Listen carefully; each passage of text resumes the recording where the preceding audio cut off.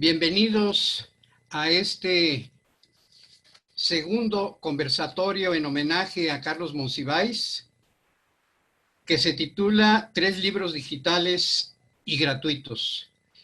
Tenemos el gusto de que nos acompañen varios miembros de la cátedra Carlos Monsiváis que tenemos en el Instituto Nacional de Antropología e Historia, y los iré presentando. Esther Acevedo, muchas gracias, Esther. Lilia Venegas, saludos, Lilia. Y Francisco Pérez Arce. Solo subrayo que Esther Acevedo es una de nuestras más distinguidas historiadoras del arte, siglo XIX y XX, con una obra bastante prolífica. Que Lilia Venegas trabaja una diversidad de temas, pero en particular el problema del feminismo, las mujeres militantes en la política, y también con una obra importante. Y Francisco Pérez Arce tiene varias facetas. Es novelista, un excelente novelista, ensayista e historiador de episodios del movimiento social.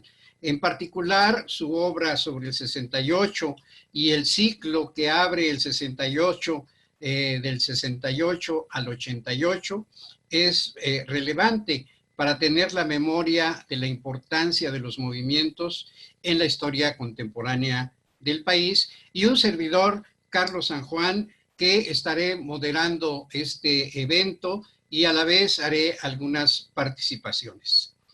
Les vamos a recordar que este conversatorio tiene como propósito difundir tres pequeños libros que los integrantes de la cátedra que he mencionado, Esther, Lilia, Paco y un servidor, realizamos a propósito de este 10º aniversario del fallecimiento de Carlos Monsiváis, ocurrido el año de 2010.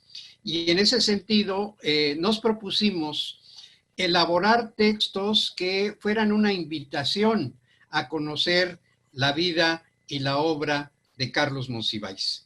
En primer lugar, tenemos el libro Instantáneas Vitales, Carlos Monsiváis, 1938-2010, que elaboran Esther Acevedo y Lilia Venegas. Es una compilación de fotografías, muchas de ellas poco conocidas, con comentarios puntuales sobre el momento vital que estaba ocurriendo con Carlos Monsiváis. El segundo ensayo tiene que ver, se llama Monsiváis, el gozo de la rebeldía, y lo elabora Francisco Pérez Arce, quien ha escrito varios textos sobre Carlos Monsiváis y en particular comparte con él la admiración y el compromiso por el movimiento de los estudiantil de 1968. Y en tercer lugar, el libro, una subversión llamada Monsiváis, que eso lo elaboro yo, que es un trazo sobre la vida de Monsiváis de los años 50 a cuando muere, donde me parece que este autor prolífico, que desarrolló muy diversos temas, tiene sin embargo una especie de centro de gravedad, y es una vocación por ir subvirtiendo los órdenes estéticos, sociales, culturales, políticos en los que le tocó vivir. Sin más, los vamos a invitar a este paseo por la vida y obra en 7 imágenes fotográficas que iremos comentando. Por favor, la fotografía 1.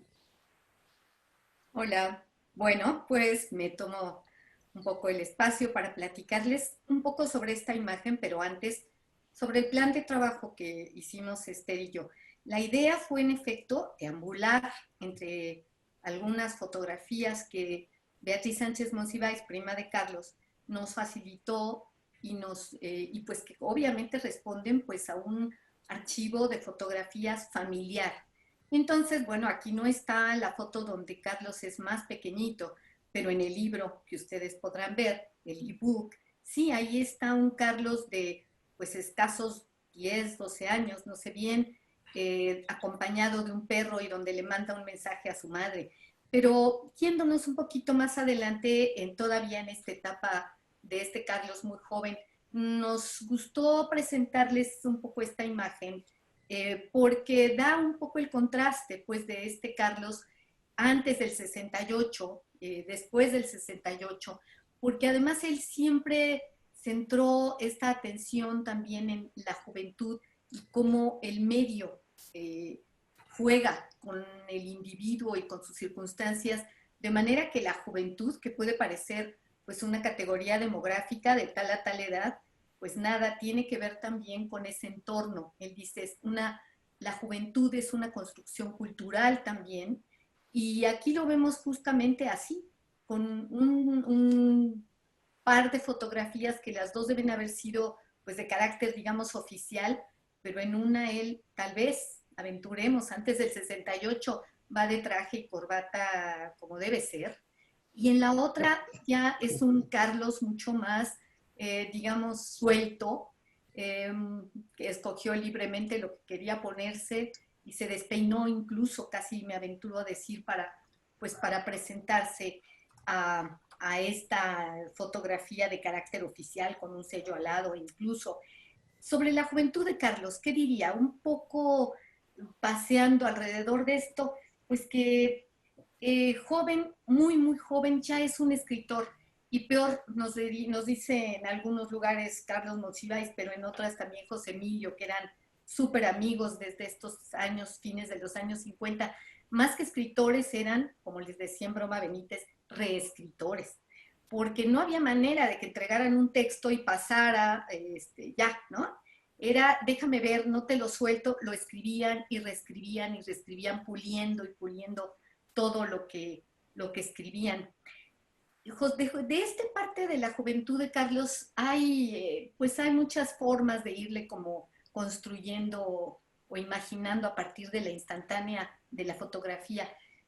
Lo que podemos saber es que, como nos dice José Emilio Pacheco, cuando lo conoce, era ya el personaje que más había leído de todos los contemporáneos. Nadie había leído tanto como Carlos. Y además, dice el mismo José Emilio, había ya leído de él 3 crónicas, o 2, 3 crónicas, no recuerdo exactamente, preparatorianas, o sea, crónicas que ya había escrito en la preparatoria. Y una de ellas era acerca de la literatura policial, y la otra, una sobre delincuencia juvenil. Y de esta de delincuencia juvenil estamos hablando de 57, o sea, él era jovencísimo, y además está ya adelantando esta neohabla de la juventud de la época. O sea, es un pionero impresionante de luego, pues este género, digamos, o esta forma, no es un género, pero tal vez esta forma de escritura que luego va a tener un lugar tan destacado en la literatura, en la narrativa mexicana. ¿Qué cuento más sobre esta época del joven Carlos Monsiváis? Pues que ya para 66 no tenía más de 20 y tantos años, 29, 30, ya había escrito esta antología sobre la poesía mexicana del siglo XX, lo que nos habla pues también de esta afición y esta pasión que tuvo desde muy joven para acercarse a las letras y entender al país desde ahí también. No sé si quisieran que platicáramos un poco más sobre este joven Carlos, alguien quiera comentar algo, porque pues tal vez esto nos dé pauta. Los 50 son una época en Carlos muy, muy importante. Curiosamente es también cuando conoce a Toledo, precisamente. Miren, ahí me gustaría aprovechar esta introducción que hizo Lilia, simplemente para comentar el contraste, ojalá y lo pudiéramos platicar, entre los 50 y los 60. En los 50 está el testimonio de Carlos Monsiváis, donde él percibe en su autobiografía una sociedad muy conservadora. Él es marginal por varias características. En primer lugar, es un protestante, el único de su salón, enfrentado a rabiosos niños católicos que lo acosan. Entonces, en ese sentido, él va a estar marcado por estas sociedades muy conservadoras que están en los años 50 y donde es común ver a la gente dedicada a las letras, a las artes, muy formalmente vestido, como aparece este Carlos Monsiváis de traje y corbata. Por eso es interesante lo de la chamarra, porque los 60 va a ser un periodo de una transformación cultural muy importante, que va a abarcar no solamente influencias literarias, políticas, etcétera, sino sobre todo cambios en la conducta, maneras de llevarse, maneras de vestir. Y creo que este es uno de los asuntos que hay que subrayar, que Monsiváis es este personaje de los 50 dispuesto a la transgresión, a ir modificando entornos, lenguajes, actitudes, como se ve en estas fotos. No sé, Paco, si quisieras agregar algo al respecto. Bueno, es que la corbata es muy simbólica para esa transformación que hubo en los años 60 y particularmente en el 68. El movimiento estudiantil del 68 cambió muchas cosas, pero una cosa que cambió muy radicalmente fue la vida en la universidad y la vida y la relación entre los universitarios. Y quitarse la corbata fue algo generalizado después del 68. Ya nos habíamos quitado la corbata desde antes, pero no era generalizado, era común ver todavía en la preparatoria, en 65, 66, todavía ver a alumnos de la preparatoria, de las preparatorias del UNAM con vestidos de corbata todos los días. Se fue quitando, pero después del 68 es tajante. Nadie más de los estudiantes, salvo en la Facultad de Derecho quizá, usa corbata. Y muchos maestros se quitaron la corbata. Entonces es muy simbólico eso. Entonces me parece muy afortunado que hayan puesto estas dos fotos, aunque todavía es demasiado joven en la foto en la que ya no trae corbata. Después va a tener, como dijo Lilia cree que incluso antes de tomarse la foto para la credencial se despeinó. Bueno, después se súper despeinó todos los días, era parte de su personalidad, ¿no? Yo creo que Esther.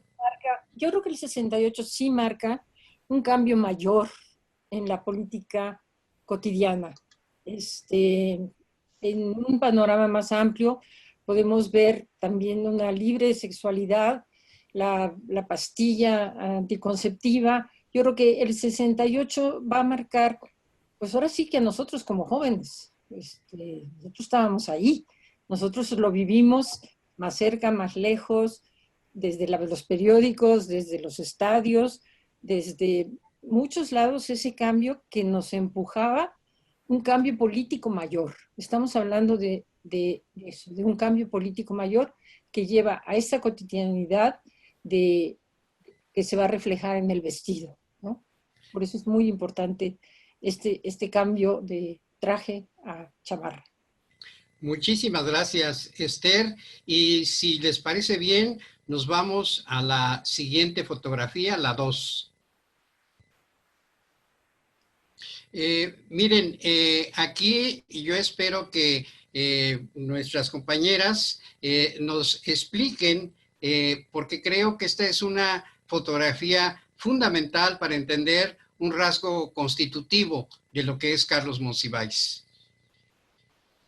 Pues sí, es un Carlos Monsiváis que está dentro de la manifestación, como va a estar dentro de tantas, ¿no? Él en Días de Guardar, como creo que luego nos lo platicará con más detalle Paco, pero ya ahí él cuenta que él es, digamos, yo decía espectador, pero más que espectador está siendo un participante. Cuando hace esta crónica a la que se refiere esta imagen, es en 58 una manifestación de la que él cuenta que hay, pues primero hay un antecedente, él es muy, como sabemos, crítico, irónico, Y dicen que pues parte de ir a las manifestaciones era algo así como generar un capital político que luego podías vender al régimen como parte de tu currículum, pero que aquí algo pasó diferente. Y es que es una manifestación que aunque fueron estudiantes protestando por una alza en el transporte colectivo, se unieron. Ese 58 es como estos años clave que a Paco le gusta trabajar y lo ha hecho también, ¿no? Pero yo creo que 58 es otro que a lo mejor merecería así como Paco ha escrito 1994, le propondría un 1958. O sea, es un año impresionante. Y justamente en esta protesta están unidos también ferrocarrileros, electricistas, telegrafistas. O sea, es una huelga muy especial.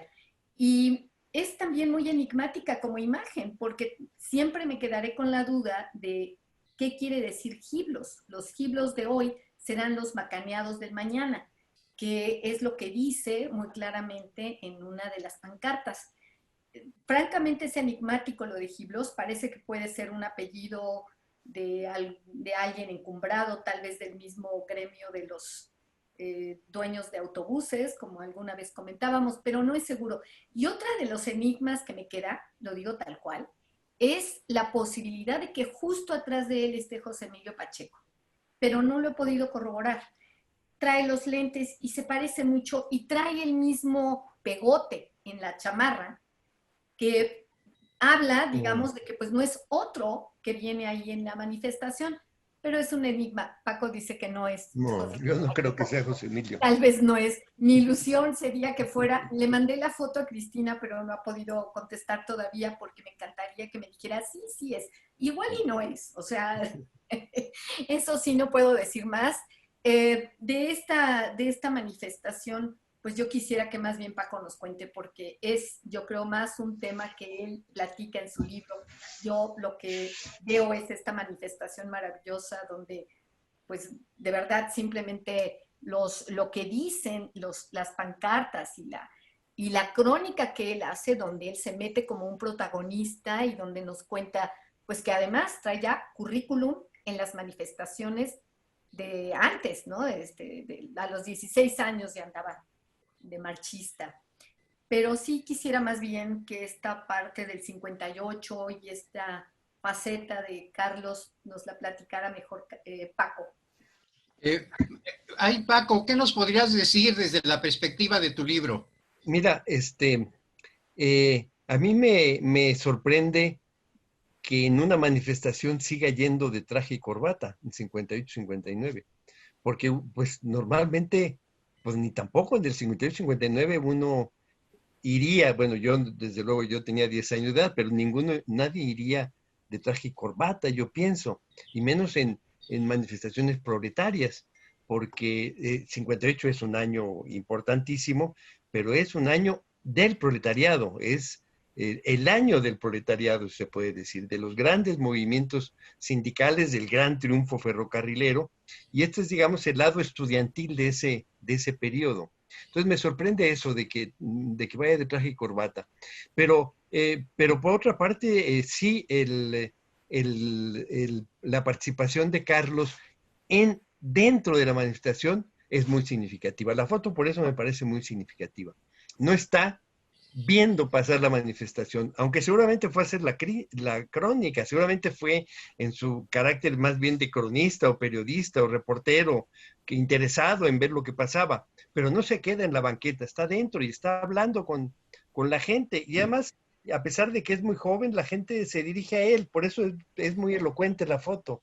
La mujer está vestida de blanco, que voltea a verlo, todos están atendiendo hacia donde está Carlos, entonces es alguien que camina con el movimiento, a pesar de que es el cronista del movimiento, y eso hace pues de su crónica algo muy especial, es una crónica desde adentro, con ese oído extraordinario que tenía para el lenguaje, para reproducir el lenguaje de la gente en estas situaciones, y con toda su cultura, sus lecturas. Alguien dijo, no sé si Carlos, que a esa edad ya lo había leído todo, y eso lo dice mucha gente, ¿no?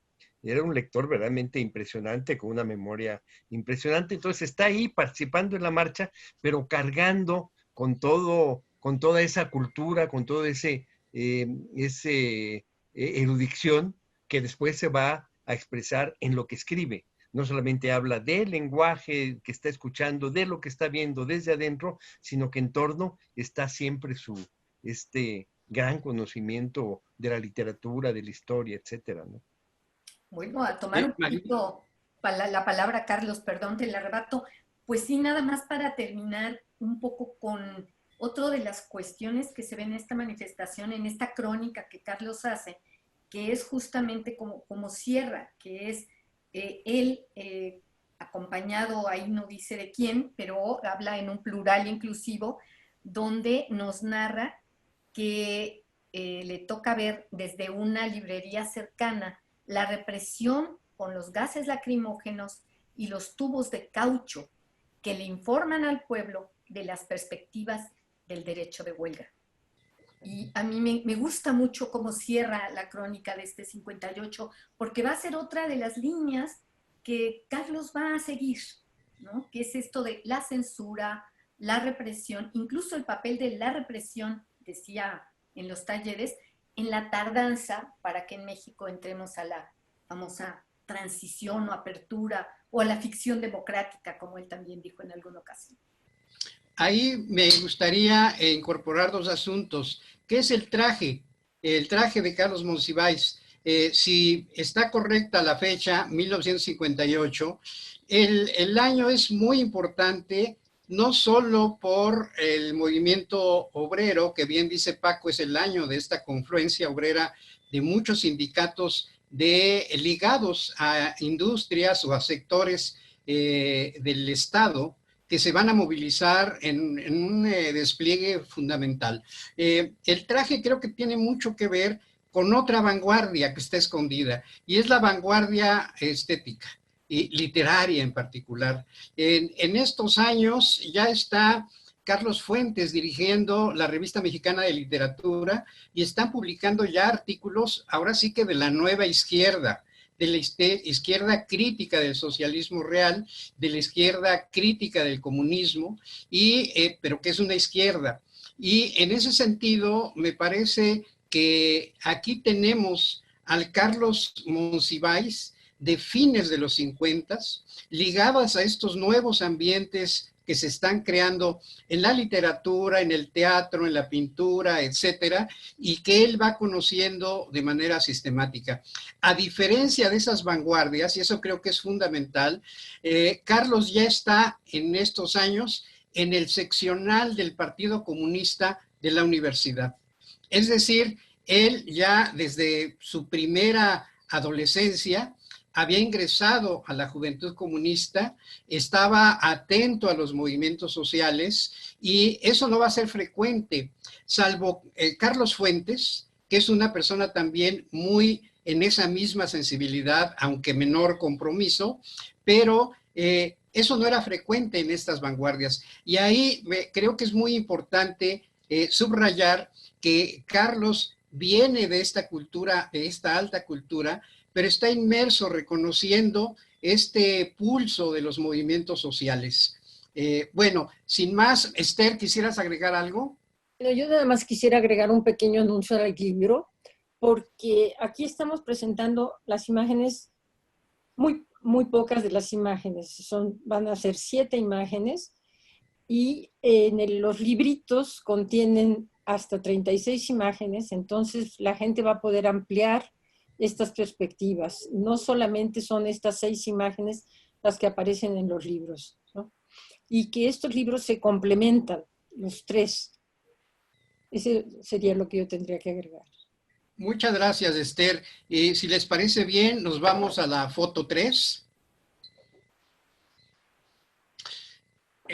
Para los aficionados a estos lugares, de inmediato reconocerán el bar La Ópera, en el mismo, los mismos muebles que actualmente tienen. Entonces, no sé si serían tan amables de platicarnos, compañeras, cuál es la descripción y el análisis de esta foto.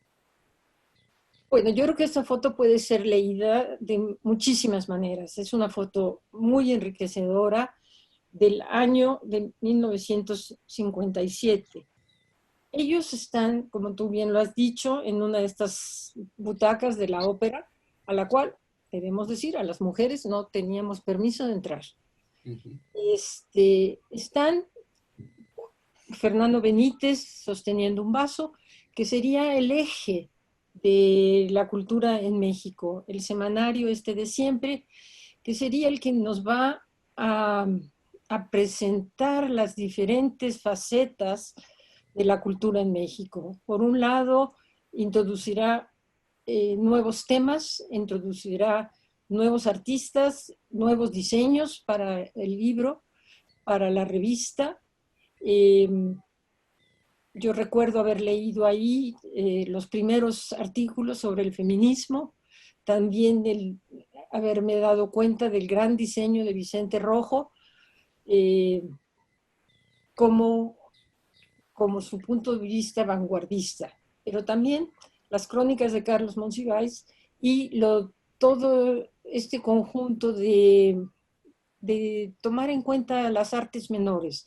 No solamente está Carlos Fuente como representante de un cosmopolitanismo, o mismo que también representaría José Luis Cuevas, y que, bueno, de lo que estábamos hablando hace un momento, 3 llevan corbata y uno no, ¿no? Entonces, estas 3 personas que llevan corbata, pues, ¿de qué nos están hablando? Y Carlos, ¿qué es lo que está proponiendo al ver la cámara tan fijamente, ¿no? Eh, Carlos Fuentes sostiene su cigarro, muy seguro ya del mismo.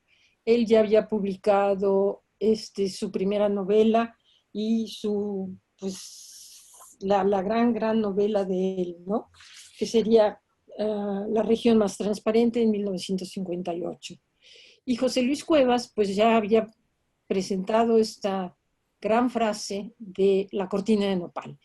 Entonces, de lo que estamos hablando cuando hablamos de Monsiváis, cuando hablamos de estos años, es de esto, de un cambio político mayor, de un cambio en la sociedad que va desde estos jóvenes, porque pues yo les llamo jóvenes, a pesar de que Fernando pues ya debe andar en sus 40, su mentalidad, ¿no? Lilia. Yo diría 50 de Fernando Benítez, ¿no? Pero sí, claro, estoy totalmente absorta un poco en lo que comentas, Esther, porque pues es justamente como toda lo que nos enseña una fotografía. Es muy interesante esa parte y debo decir que esto pues más bien lo he aprendido con Esther, porque entre las cosas que he hecho y me encanta la fotografía y la he trabajado para mis textos, pero mucho más esta manera de ilustrar y la manera de ver de Esther, bueno, gracias, ha sido toda una lección. Y yo creo que aquí también, pues lo que nos está indicando también es este mundo en el que Carlos se va a ir metiendo, pero que va a ser uno de los muchos mundos. Entonces, lo vemos en 57 y justo la otra imagen era la del 58, y luego pues podemos imaginarnos tantas cosas más. Decía yo, por ejemplo, es el año que conoce a, a Toledo. O sea, son los años muy, muy importantes. También es cuando va a escribir esta como primera autobiografía, como la que pues va a cerrar y va a decir un poco, esto soy, desde aquí para el real voy a ir dibujándome ya como una persona que tiene un sentido de para dónde ir. Son años muy, muy importantes, pero de esta fotografía también nos habla un poco del estilo intelectual. A mí me gustaría tal vez comentar que no se trataban mal, ¿no? Están los vinitos, los platos vacíos, lo que acompañará esta parte, digamos, de trabajo, porque hay un trabajo pues de escritor, de escritorio, de leer mucho, tenemos otras imágenes donde están en la máquina de escribir dándole. Hay mucho trabajo, hay mucha disciplina, hay obsesión, pero también hay una parte muy gozosa de las amistades y del convivir y de compartir la comida, el vinito. Y bueno, esto es lo que lo que yo comentaría también, como esta otra parte de esta intelectualidad que se va a ir reuniendo, que se va a ir gestando, y que pues sí, donde además Carlos va a tener siempre como un pie ahí y otros, bueno, tenía otro nada más, pero parece que tenía muchos más para poder estar en tantos otros mundos. Paco, ¿qué te parece Bueno, esta es foto? una foto extraordinaria, de veras muy elocuente. Nomás yo quiero notar antes de hacer otro comentario que la copa de Carlos está intacta. No sé qué estaban tomando, pero es una copa que podría ser es muy oscura, pero podría ser un coñac, aunque ahí se ve un color muy oscuro. No sé qué puede ser, pero no creo que sea vino por el tipo de copa, ¿no? Sherry, Y sherry, una manzanilla. pero oscuro, más Un oscura, ¿no? verde. El caso, sí, el caso es que está llena la de Carlos, no sé qué signifique, pero no noto, y está vacía la del otro Carlos, la de Carlos Fuentes. Las otras no las alcanzo a ver. Esther dice que tres llevan corbata. Yo no estoy seguro de que Carlos no llevara corbata ahí, no se alcanza a ver, salvo por el hecho de que parece chamarra y no saco, pero bien podría llevar también corbata. Entonces, no importa, es un comentario medio sonso, si ustedes quieren. No, Pero es una foto extraordinaria y me pareció muy significativo lo primero que dijo Esther. Las mujeres no podían entrar a las cantinas. 1957. Es hasta 1970, otra vez consecuencia de este auge, de esta revuelta del 68 mundial. Es hasta 1970, Año Internacional de la Mujer, cuando se autoriza la entrada legal, se obliga a que las mujeres puedan entrar a las cantinas. Pero de eso, de que legalmente ya no podían impedirle la entrada, a que conquistaran las cantinas, fue un esfuerzo y una lucha bien importante. Yo recuerdo de amigas que me contaban que llegaban muy valientes, 2 o 3 muchachas se metieron en la cantina y se armaba una chifliza dentro de la cantina, ¿no? Fue, yo creo, una batalla, yo diría silenciosa, porque no se habla de ella, pero que fue, sí, una parte importante y valiente de muchas mujeres que dijeron, no, aquí nosotros entramos a donde queramos, incluso a las cantinas. Bueno, pero la foto es extraordinaria, y también habla de la potencia de esa generación, ¿no? Carlos Fuentes, Carlos Monsiváis, Fernando Benítez, que como ya sigo aquí, es el eje, pues desde el punto de vista de la literatura son fundamentales. No solamente ya había escrito La región más transparente, como dijo Esther, y ya había escrito también, creo que antes, no estoy seguro, creo que antes, La muerte de Artemio Cruz, que es una novela muy significativa en cuanto a la historia de la literatura y la historia de México. Maravillosa foto. Yo creo que da para hablar de esa época, de esos años, mucho, ¿no? Muchísimas gracias, Paco. Ahí quisiera comentarles algunos datos en relación a esta foto. A quien tenemos con el vaso, como bien se dijo, Fernando Benítez, es la generación más vieja. Él nace en el 12, es 2 años más grande que Octavio Paz, que es el otro con Efraín Huerta y Revueltas, personajes que atraviesan la primera mitad del siglo XX y van a incidir en las vanguardias culturales de los años 50 y 60. Es un caso muy interesante. Él había sido ya director desde el Nacional en 1938, cuando está el auge del cardenismo. El Nacional, que era un periódico diario, publica una revista mexicana de cultura. El director es Fernando Benítez. Y hagan de cuenta que en la revista mexicana de cultura está la matriz de lo que posteriormente va a ser. Por un lado, un nacionalismo de izquierda acentuado. Por otro, el vínculo entre los transterrados, la alta cultura española que llega, con la cultura mexicana también alta, en particular tiene una fuerte relación con Alfonso Reyes y los nuevos escritores, los que se van formando.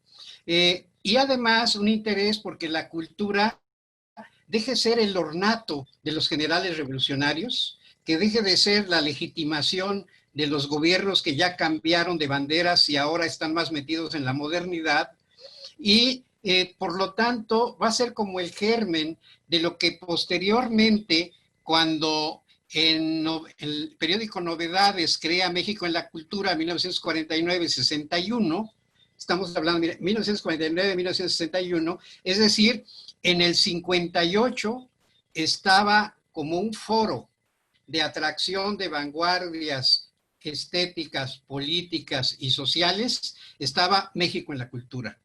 Es en México en la Cultura donde ingresan José Emilio Pacheco y Carlos Monsiváis como los nuevos jóvenes de ese momento que van a empezar a aprender los oficios diversos del periodismo.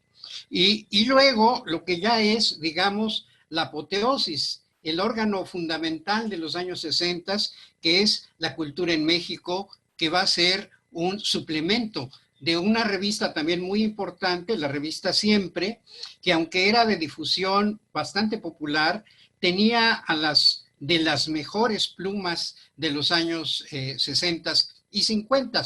Pepe Alvarado, por mencionar a uno de también exmilitante comunista, Francisco González de la Vega, en fin, una serie de grandes plumas críticas, y es en esos ambientes donde me da la impresión de que esta foto nos va a señalar tanto al que crea este vehículo que son los suplementos, para ir articulando a oficios muy diversos, a visiones muy diferentes, que van a ir rompiendo fronteras, porque creo que ese es el punto fundamental.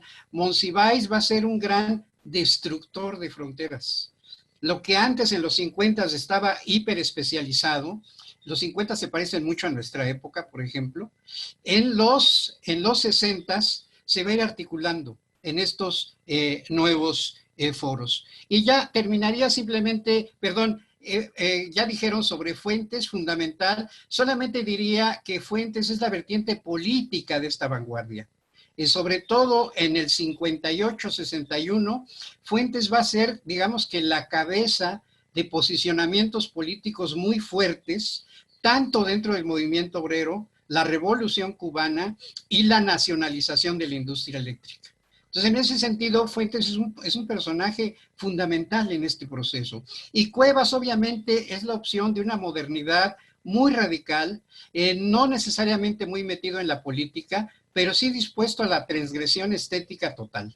Y obviamente Monsiváis, con su pie en los movimientos, militante todavía del Partido Comunista, luego se va a salir, etcétera, etcétera, etcétera. Entonces, en ese sentido, coincido mucho con nuestros compañeros cuando dicen, esta foto es muy importante, porque aquí están 3 generaciones que están vinculándose. El más jovencito es Monsiváis, Cuevas y Fuentes más o menos ahí se la llevan, Benítez es el viejo, pero es esa articulación de generaciones, los saberes acumulados, lo que van a hacer del suplemento de la cultura y de Carlos Monsiváis, el gran órgano y el gran personaje difusor de esta cultura que se está transformando. Bueno, sin más, nos vamos a la siguiente, creo que es la foto, perdón, Esther.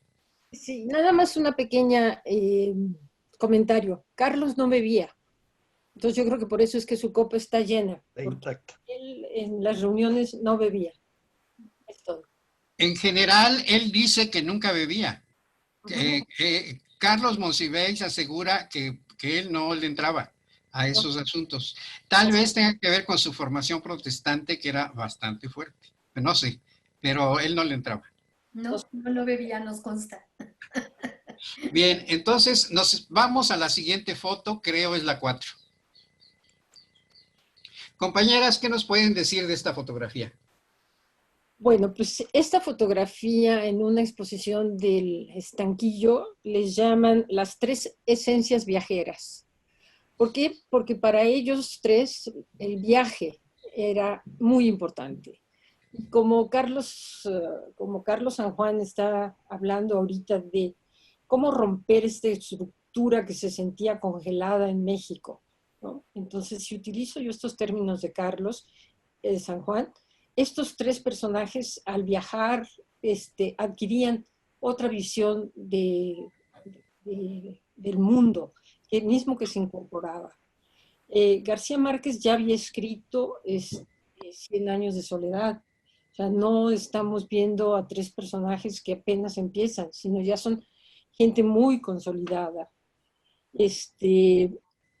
José Emilio Pacheco nos cuenta una anécdota preciosa que cito. Dice, Monsiváis me invitó a colaborar en la revista Medio Siglo. Nos tendríamos que encontrar en la Facultad de Filosofía y Letras. Y Hep preguntó, ¿cómo lo reconocería? Y Carlos contestó, llevaré un clavel rojo en la solapa. En ese momento todavía no éramos hijos del rock y de la Coca-Cola, sino apenas hijos del Sidral Bondet y de la XEW.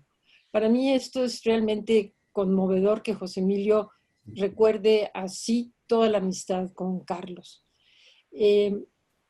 Aquí, ¿por qué los vemos unidos? ¿Por qué los tres están juntos? Pues no sé, es una hipótesis que hago, es que a los tres les interesaba el cine y que en ese momento estaban metidos en la producción de cine. Carlos hasta sale en una de las películas, ¿no? José Emilio Pacheco está escribiendo el guión para El Castillo de la Pureza y García Márquez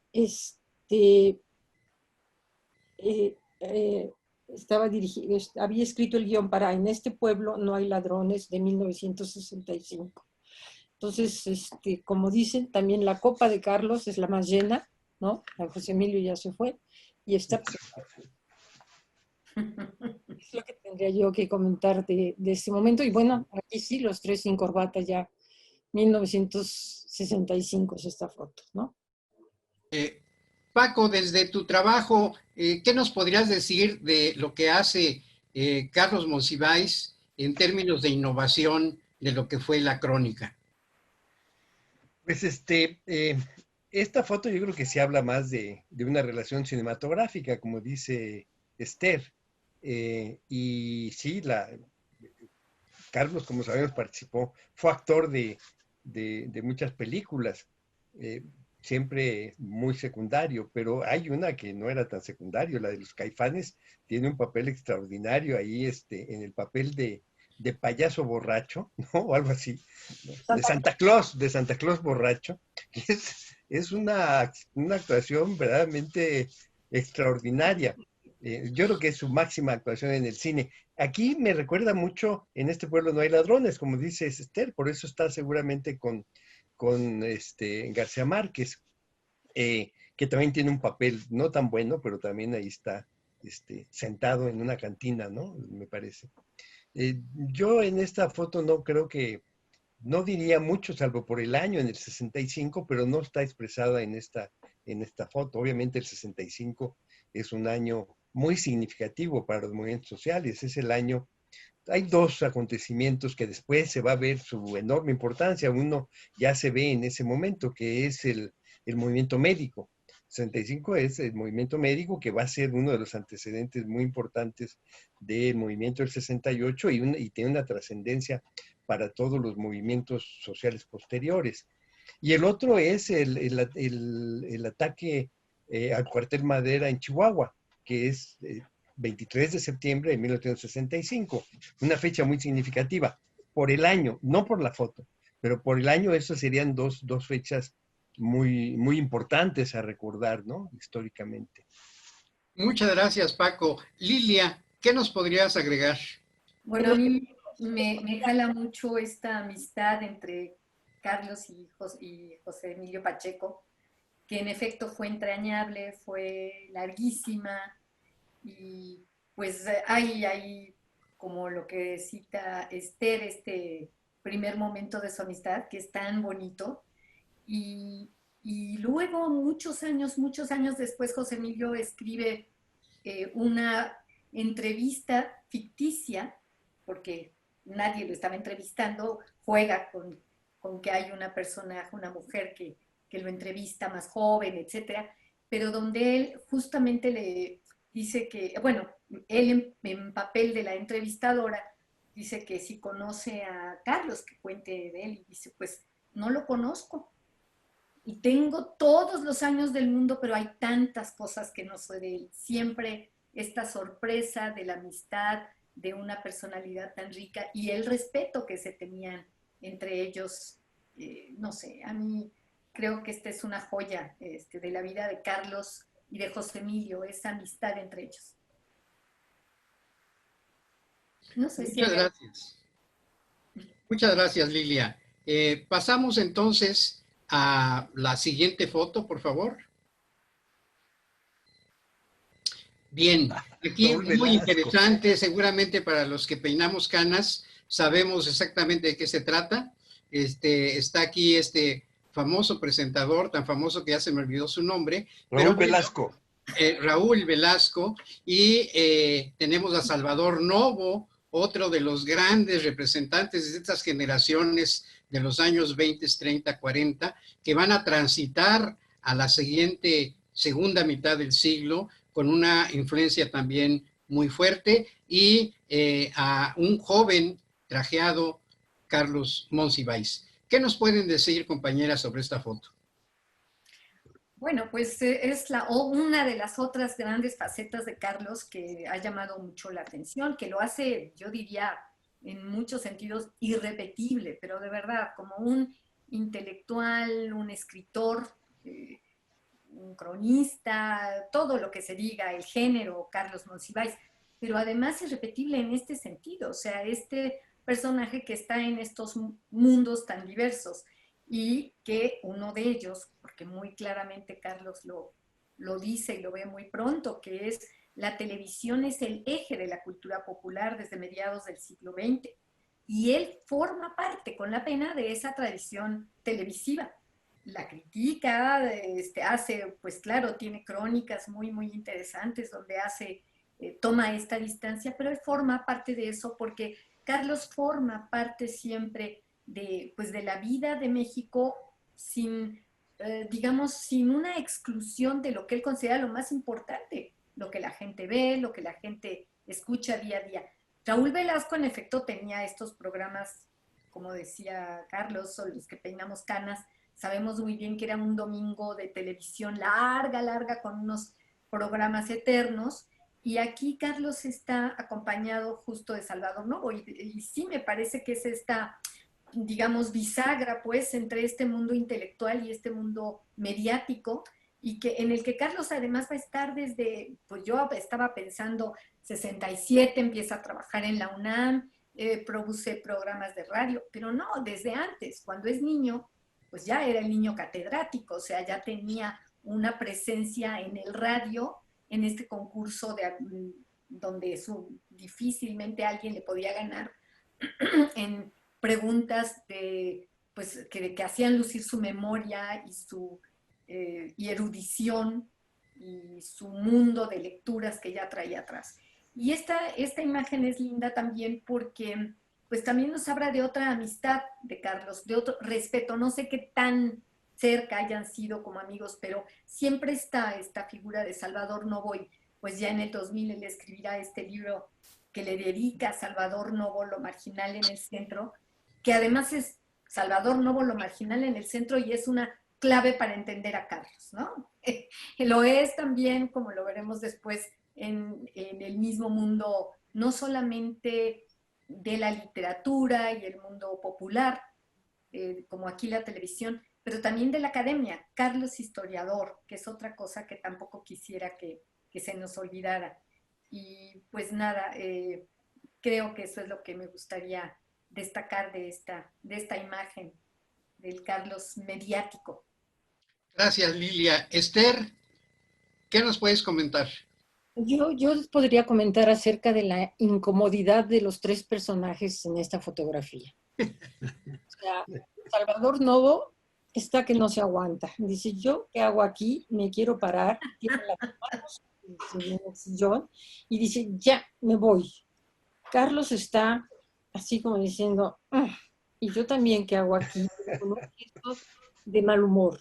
El Novo está enojado. Carlos está como de mal humor porque no se da.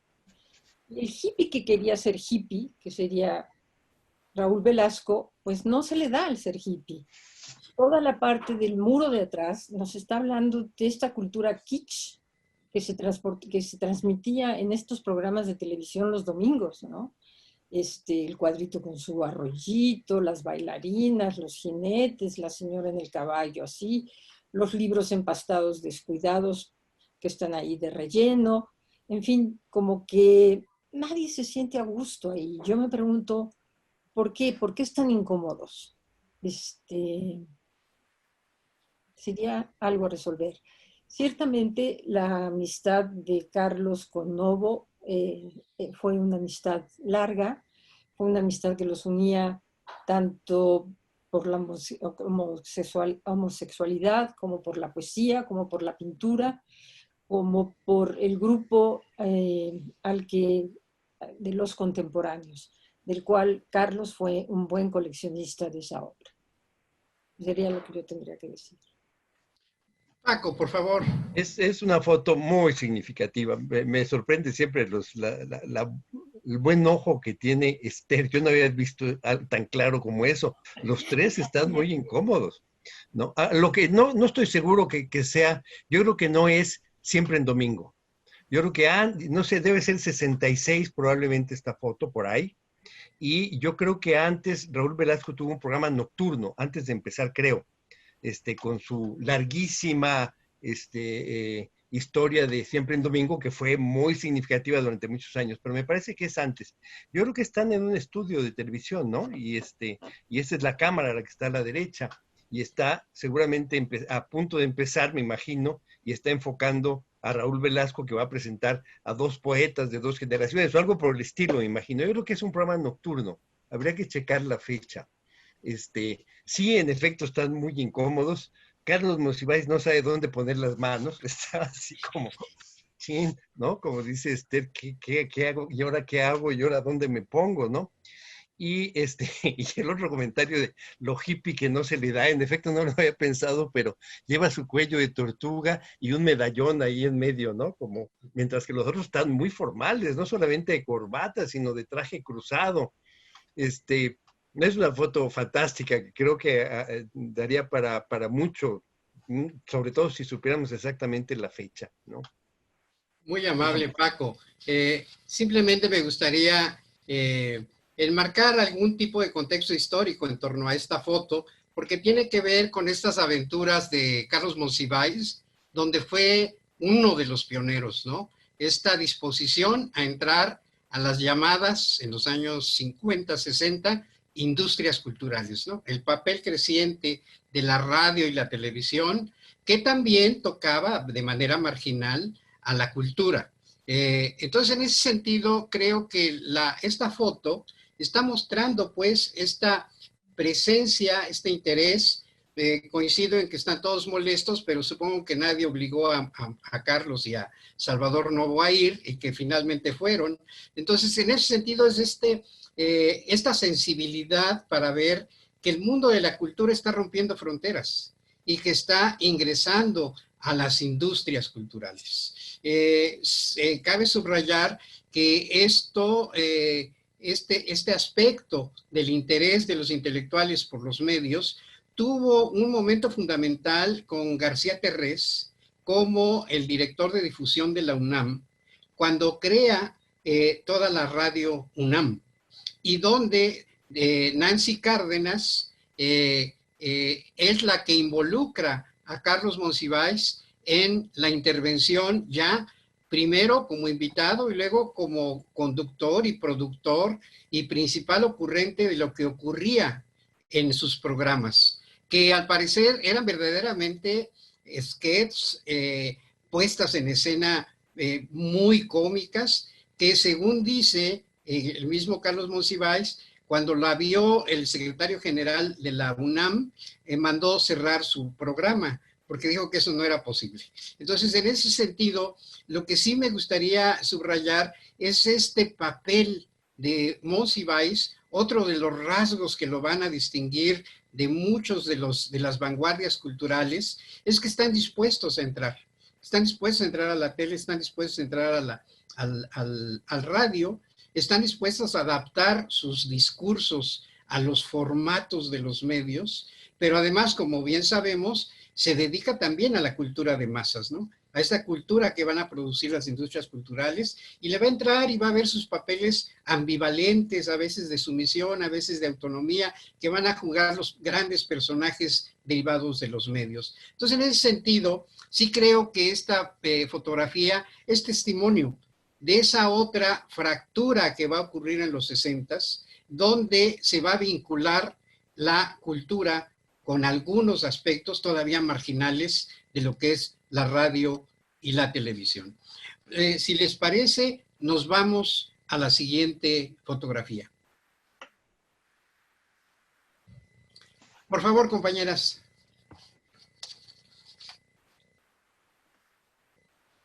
Bueno, a mí esta fotografía me encanta por todo, por el primer plano, por los segundos planos, y nos está hablando de este interés por este Carlos muy joven, por la cultura que algunos sectores han llamado cultura baja, cultura popular. Yo más bien llamaría que va introduciendo estos nuevos temas a través del cine, a través de los dibujos de Vargas, a través de los dibujos caricaturescos, y que él va a tener un gran interés en ser parte de la historia de la caricatura. Él no solamente colecciona la caricatura, sino que también escribe de forma caricaturesca, es decir, su humor, su acidez en su escritura también pertenece a esta historia de la caricatura.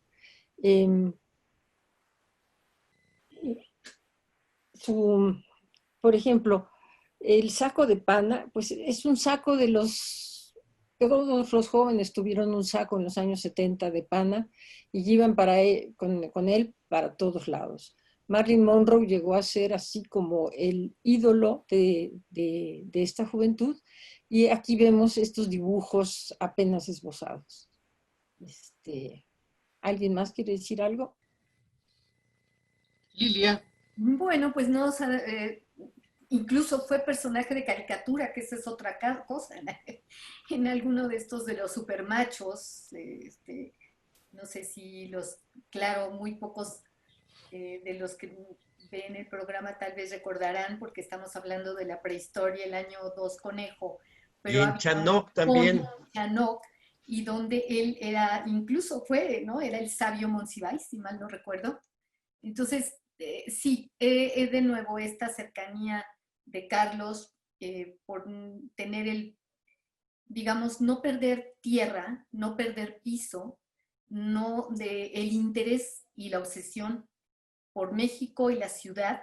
También este lado cosmopolita, que ya nos mencionaba Esther, pero sin duda este no perder piso, ¿no? ¿Qué era lo que leían la gente?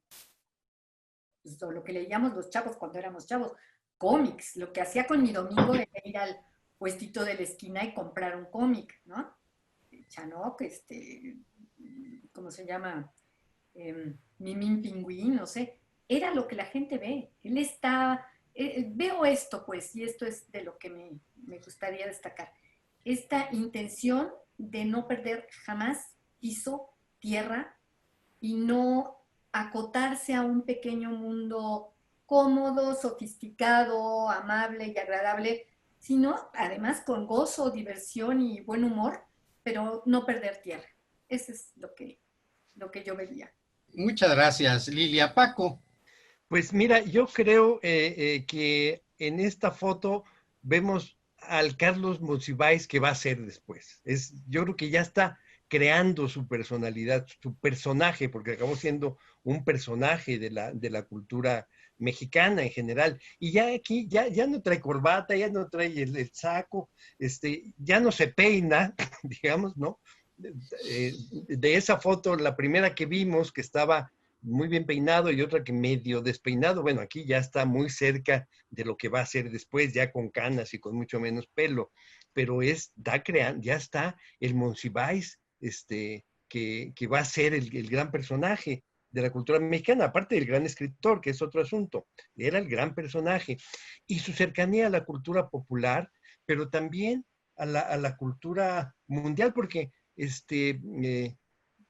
Marilyn Monroe es un símbolo de la época, no solamente en México. Pues para Andy Warhol, por ejemplo, era una figura indispensable, ¿no? Una de sus obras más conocidas, pues es la famosa Marilyn muchas veces, ¿no? Bueno, sobre esto sabe más Esther, no sé si nos puede decir algo más, pero su cercanía a la cultura popular es por su cercanía al pueblo, y eso lo vamos a ver igual en una manifestación, es su cercanía al pueblo, está cerca de ahí, está interesada en lo que pasa con la gente y la está escuchando y la está relatando en sus crónicas, pero también está la cultura popular más en general.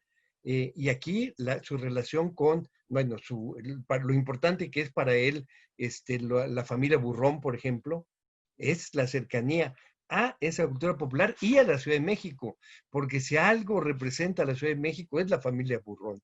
Y eso, yo creo que eso está ahí muy bien. Carlos, yo ahí lo veo ya muy Carlos Monsiváis, a Carlos Monsiváis. Muy buena frase. Muy, muy buena frase, Paco. Simplemente agregaría que aquí creo que se da cita, coincido plenamente, el Carlos Monsiváis ya hecho y derecho, y un trabajo que ha venido haciendo en torno a las llamadas oficios menores del periodismo, ¿no? En los años, en la primera mitad del siglo, era difícil que un caricaturista que tenía presencia pública, pero no era necesariamente valorado en su calidad artística, que los tipógrafos y los diseñadores no aparecieran como personajes de la cultura, creadores de cultura, que los caricaturistas, perdón, ya me hice referencia, los fotógrafos, es otro oficio que en la segunda mitad del siglo XX van a ir precisando una valoración y una identidad. Y creo que ahí el papel de Carlos Monsiváis es fundamental. El que vayan adquiriendo como un relieve especial y vayan a ser valorados dentro del campo de la cultura. Otra vez aquí tenemos este fenómeno de romper fronteras, de expandir el ámbito de la cultura, y donde ahora, por ejemplo, cuando uno oye Vicente Rojo, como bien dijo Esther, pues se quita el sombrero. O sea, es un señor con una capacidad artística ya hiper reconocida, igual en el campo de la fotografía, igual en el campo de los caricaturistas, etcétera. Ahí, por ejemplo, me llamó la atención, Paco, que en uno de los ensayos más que he leído, más bonitos sobre Días de Guardar, de José Joaquín Blanco, él insista en que la gran innovación de Monsiváis, muy bien argumentada, ocurre en que se va a expandir el ensayo. No sé si recuerdas.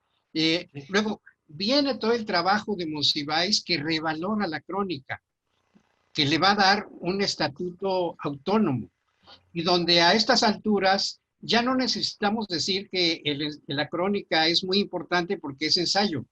Esto como que desapareció, no sé qué te parezca, pero a mí lo que me da la impresión es que ese trabajo de revalorar artes menores, oficios menores, fue fundamental en la actividad de Carlos Monsiváis. Yo creo que también es una manera generacional. Vemos que junto con este fenómeno de Carlos Monsiváis, mundialmente van a surgir los estudios culturales. Y los estudios culturales van a hacer eso, van a abrir, vamos a estudiar cómo se producen los bats de béisbol. Y el béisbol es cultura, igual que, como diría Carlos, el danzón es cultura. Entonces, los estudios culturales van a proponer que podemos estudiar el número de hormigas que caben en una lámina con miel de 10 por 10. O sea, los estudios culturales también van a bajar, van a considerar a todos los objetos dignos de ser historiados. Entonces, yo creo que las propuestas de Carlos no caen en el vacío y que nosotros como personajes, como miembros de la Dirección de Estudios Históricos, también pudimos absorber esto de que muchísimas cosas eran historiables. Y así surgen los seminarios del cine, así surgen los seminarios de las mentalidades, así surgen los seminarios de historia del arte. ¿Por qué? Por toda esta apertura hacia los objetos de estudio. Muy bien. Muchísimas gracias, compañeros. Creo que estamos ya casi al cierre de este animado conversatorio. Nos falta una última foto. Me temo que estamos un poco excedidos de tiempo, así que los invito a un esfuerzo de concisión para que resolvamos esta última fotografía de preferencia con el comentario de todos. Por favor, la siguiente foto.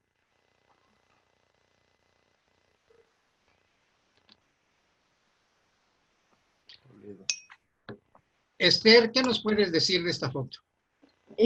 Bueno, que son dos personajes entrañables para mí, que los extraño muchísimo a los dos y que, como diría Rafael Barajas, son dos tipos de cuidado.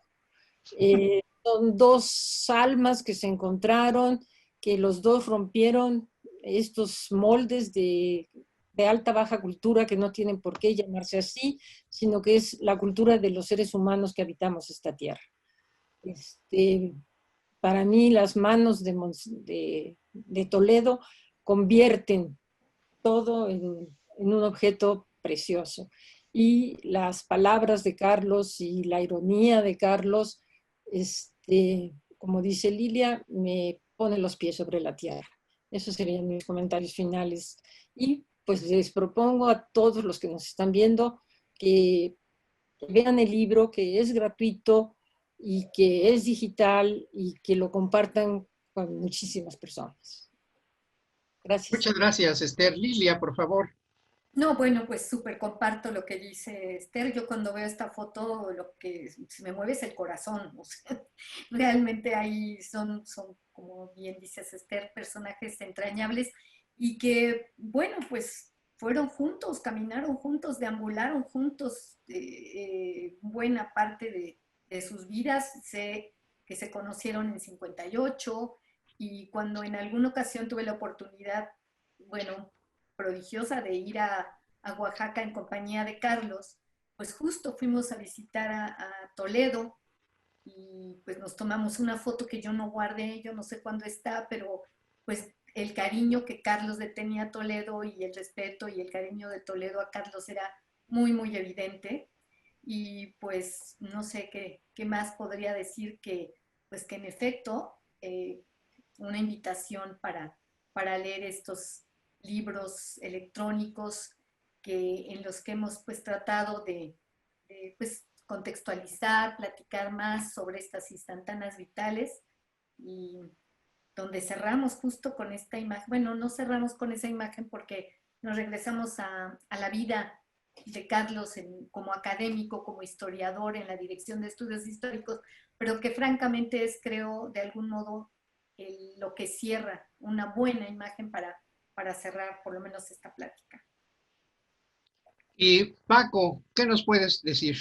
Bueno, hay demasiado talento en esa foto. Y es una época y es una sensibilidad popular, en un caso muy claramente la reivindicación de lo indio, de lo indígena, de lo zapoteca, que lo hace universal, y de otro lado, acompañado de una sensibilidad por todos lados, vinculada con lo popular, ¿no? Entonces, es una foto conmovedora, como diría Lilia, pero comento nada más a propósito de lo que dijo Carlos San Juan hace un momento, de Carlos Monsiváis, que en su crónica es ensayo. Yo he dicho en otras ocasiones que se le asocia al nuevo periodismo y que muchos de los nuevos periodistas se fueron hacia la ficción, hacia la novela, como en el caso de los más conocidos en Estados Unidos, y sin embargo en el caso de Carlos se fue al ensayo. Entonces hace crónica, ensayo. Y eso digo es porque él contiene una gran cantidad de información de historia, de cultura, que a la hora de hacer la crónica no puede evitar transmitirlo. Y entonces la crónica de un acontecimiento se convierte en un ensayo sobre el mismo acontecimiento y sobre algo mucho más amplio. Pero bueno, sobre esta foto yo diría demasiado talento en una foto. Muchísimas gracias, Paco. Yo también coincido plenamente. Tengo el honor de ser paisano de Toledo, casi es un ícono religioso aquí en la casa. El entusiasmo total por su obra. Recuerdo que él comentaba que muchas de las historias que le platicaba el abuelo alimentaron su imaginario de el papel de los animales, sobre todo, en estas luchas de vida y muerte que trata de expresar a través de su pintura. Entonces, en ese sentido, sí creo que ahí hay una raíz muy profunda de Toledo, que va a crecer y se va a alimentar en sus viajes a Francia, etcétera, sus estudios, etcétera, etcétera, y que va a regresar con una potencia increíble a recrear su raíz. Digo esto porque ya a punto de que concluyamos, sí me gustaría retomar algunos puntos. El primero, una frase que nos dijo Lilia, no perder tierra. Este personaje, Carlos Monsiváis, junto a la raíz viviente, que es Toledo, que tiene su humus cultural profundo que va a ir elaborando. Si vemos el gesto de Carlos Monsiváis, nunca cambiarse de casa, de tener sus otros lugares, pero su oficina y su lugar de identidad en el ya legendario San Simón de Portales. Eso dice mucho sobre lo que nuestros colegas han comentado sobre esta persona que no pierde su contacto nutricio con lo que le da, con lo que alimenta, aunque él también está en la innovación, en la vanguardia, en la transgresión, pero siempre tratando de alimentar una raíz. Y luego, el otro punto, aquí tenemos a dos que rompen con esta noción de cultura estanco para reclamar lo que nos decía Esther, esta cultura integral de lo humano. Y en ese sentido creo que es otro de los puntos que me resuenan mucho de esta plática y que efectivamente van a ser un punto de encuentro de los tres libritos que hoy estamos tratando de comentar. Finalmente, el asunto de los movimientos. Y me da la impresión de que la obra de Monsiváis es la aportación de un ciudadano ejemplar en la posguerra hasta el 2010. Va recorriendo los años 50, coincido plenamente con Lilia, 1958 necesita una gran obra que lo recuerde, pero en su potencia de movimiento, hasta los últimos eventos de movilizaciones en la Ciudad de México. Entonces, en ese sentido, creo que debemos, con Monsiváis, debemos esta posibilidad de ir rastreando, describiendo la gran diversidad cultural, social, política mexicana que se fue creando de ese país congelado de los años 50, que se fue abriendo paso por esta conjunción de movimientos y vanguardias, innovaciones crecientes en la cultura y que van a dar la simiente para que nuestro país actualmente sea un espacio de una diversidad creciente y extraordinaria. Por eso les comentamos, queridos amigos, público en general, creemos que es importante que puedan ustedes, como nos decía Esther, tener acceso a estos libros. Gracias a una disposición del Instituto Nacional de Antropología, estos tres libros están en acceso gratuito a través de la mediateca del Instituto Nacional de Antropología e Historia. Y sí creo que para que puedan ustedes tener esta visión muy abierta, diversa, de lo que fue este gran personaje, de lo que fueron las generaciones que coincidieron con él, de lo que fueron estas épocas, estas atmósferas culturales que se crearon en los 60s, en los 70s, y que siguen siendo una matriz de vitalidad hasta nuestros días, creo que sería importante que le pudieran echar la mirada a estos tres libritos. Si gustan cerrar con una última frase, por favor, compañeros, adelante. Esther. Pues estoy anonadada por las miradas, por la sonrisa de Carlos. Está feliz, está alegre de estar junto a un Toledo que siempre tiene cara de sorprendido. También debemos recordar que por estos días se hace el primer aniversario de la muerte del querido maestro oaxaqueño. Lilia. Nada, pues añadir un poquito a esto de la tierra, que igual volaba. Esta habilidad de volar sin perder tierra, porque eso creo que hacía, ¿no? La imaginación, la libertad, pero también el apego. Muchas gracias, Lilia. Paco. Pues volver a las raíces para ser universal. Yo creo que eso es lo que hacen Toledo y Monsiváis. Muchísimas gracias, Paco. Y bueno, pues les agradezco muchísimo la disposición, la habilidad para sus opiniones y les agradecemos muchísimo al público que nos acompaña y esperemos, les insistimos, por favor, saquen este libro que va a ser gratuito, por favor, distribúyanlo con los amigos, con los parientes, con los lectores que conozcan, ayúdenos a su difusión y muchísimas gracias al equipo de difusión del Instituto Nacional de Antropología e Historia por dar soporte a esta plática. Colegas, muchísimas gracias por todo y hasta luego. Hasta luego. Adiós. Bye. Instituto Nacional de Antropología e Historia. Secretaría de Cultura. Gobierno de México.